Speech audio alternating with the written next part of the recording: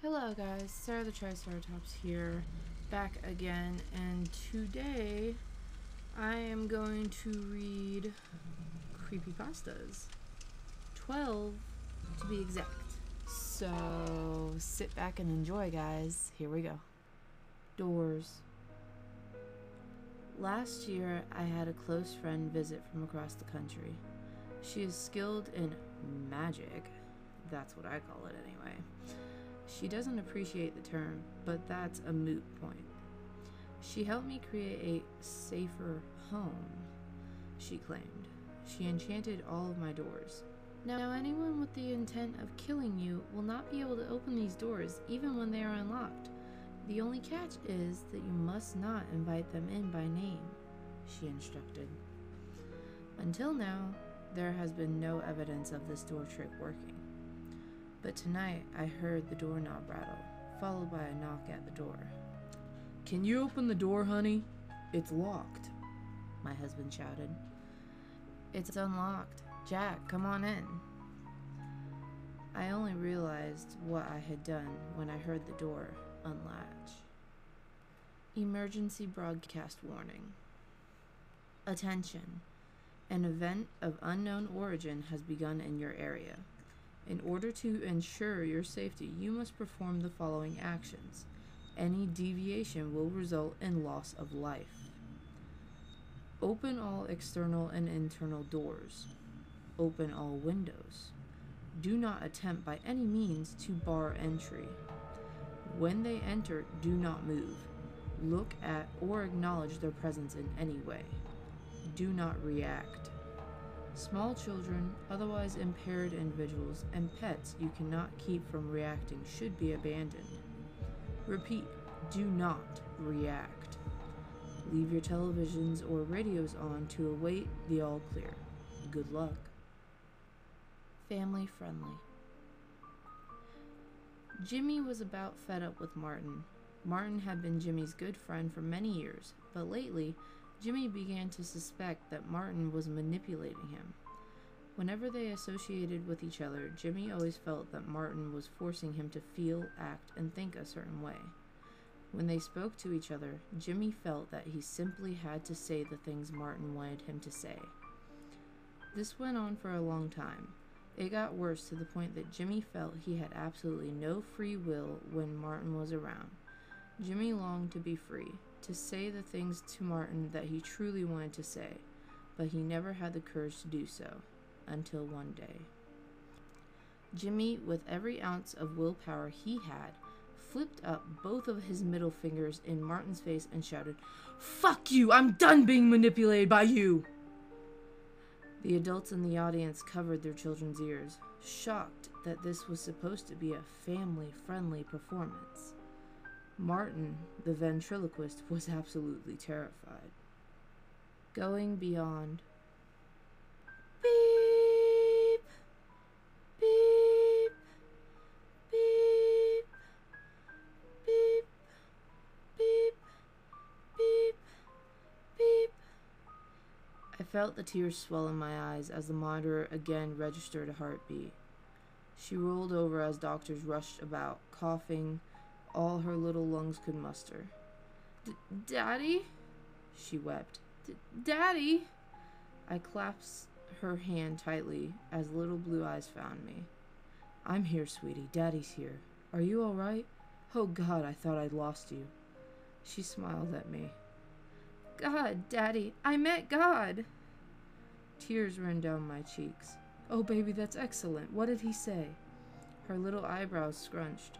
"Oh, Daddy, I don't know. It was all fuzzy and so loud and—" I took a step back. The medical team stood still.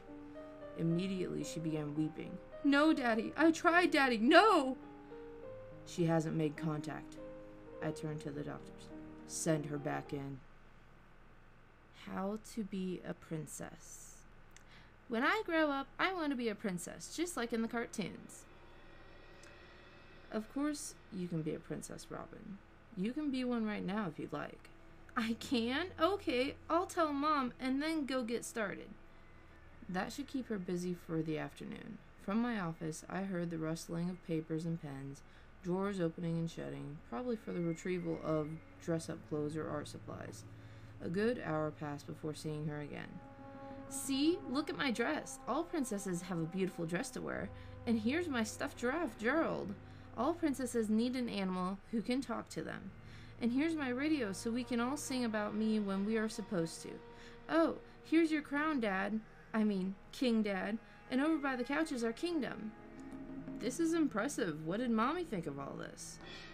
She didn't have time to see it all. Remember, Dad, all princesses need a stepmother to be mean to them. Robin, where's your mother? I only went out to get a beer. I found my wife in the hallway, the cord of the vacuum cleaner wrapped around her neck. Her face was blue and her eyes popping out. Her dress torn in half in the middle, and the handle of the vacuum rammed up her vagina. The twins were in the room, each one nailed to the opposite wall, with colored pencils, eyes stapled shut, and crayons stuck in their noses and mouths. Little Charlotte was on the kitchen stove, burned to a crisp and covered in ketchup. I felt my head spinning. I only went out to get a beer. This is not how I left their bodies. Killer on the loose. There's a killer on the loose, my daughter said, staring nonchalantly at her bowl of cereal. Not something I would expect a 5-year-old to say, so I gave her a smile and told her to finish her cereal before I would drive her to school. The next morning, I was awakened to see the police around my neighbor's house. My wife, already on our porch, informed me that they had their throats slit in their sleep. I looked at my daughter, who stared while their bodies were wheeled out on a stretcher. My daughter, once again the next day, told me, "There's a killer on the loose." This time I took it more seriously. The old cat lady who lived 2 houses down was poisoned and found dead on her couch by her nephew. I wonder if my daughter knows who the killer is. I hope not. I wouldn't want to have to kill my own family because that little brat can't keep her mouth shut. Lost my job today. The factory is closing. I've worked in this god-awful factory for 30 years and that's it. We've been complaining for years about too short breaks, too little space, no air conditioning, or windows to open, the sewing machines not being up to standard. My asshole of a boss is absolutely terrified of inspection. Even for this country, these conditions are horrible, and if we just notified authorities, his ass could land in jail. So he's closing the factory. From the outside. Love knows no bounds. My husband has always been good to me, always kind, sweet, even-tempered, but when he got drunk, it was smart to stay out of his way. Mama told me to leave him, called him a no-good, womanizing alcoholic. But she don't understand him like I do, and don't nobody love him like I do. That's why when I saw that new gal hanging on his arm, it about tore my heart in two. A southern gal never gives up on her man without a fight. So tonight, I'm in my prettiest nightgown, got candles lit and music playing. I even managed to scrub out all the dirt on my hands from being in the garden.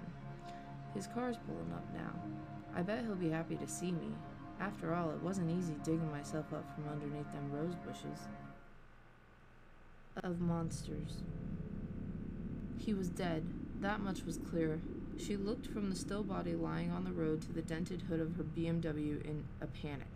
She'd gotten out of trouble before, but nothing on this scale. This didn't seem like something she could just make go away. She contemplated the broken form in front of her. He seemed homeless. Ancient, tattered clothing, grizzled features. Hell, even for a corpse he looked sickly. There was a drainage ditch by the side of the road. Well, odds were good no one would miss him. It didn't take much force to nudge his emancipated form in. Her ill-gotten relief was cut short. However, as a hand closed around her throat, a harsh voice whispered in her ear, "Just so you know, I only eat the ones who try to leave. Would've let you go if you tried to help." He snapped her neck, almost gently, to look in her eye. "We're both monsters, sweetheart. I'm just more honest about it." So I lost my phone. Last night, a friend rushed me out of the house to catch the opening act at a local bar's music night. After a few drinks, I realized my phone wasn't in my pocket. I checked the table we were sitting at, the bar, the bathrooms, and after no luck, I used my friend's phone to call mine. After 2 rings, someone answered. gave out a low, raspy giggle, and hung up. They didn't answer again. I eventually gave it up as a lost cause and headed home. I found my phone laying on my nightstand right where I left it. You cannot rest here. Have you ever played a video game where you have to sleep to recover? They only let you do it if everything is safe. Otherwise, they won't let you sleep. You'll get a message saying, "You cannot sleep now. There are monsters nearby." Now, remember the last time you just couldn't get to sleep? I do. Alright, guys. That's all the creepypastas for this week. If you liked it, give a like, give a share. If you're not subscribed to me yet, do me those honors if you would.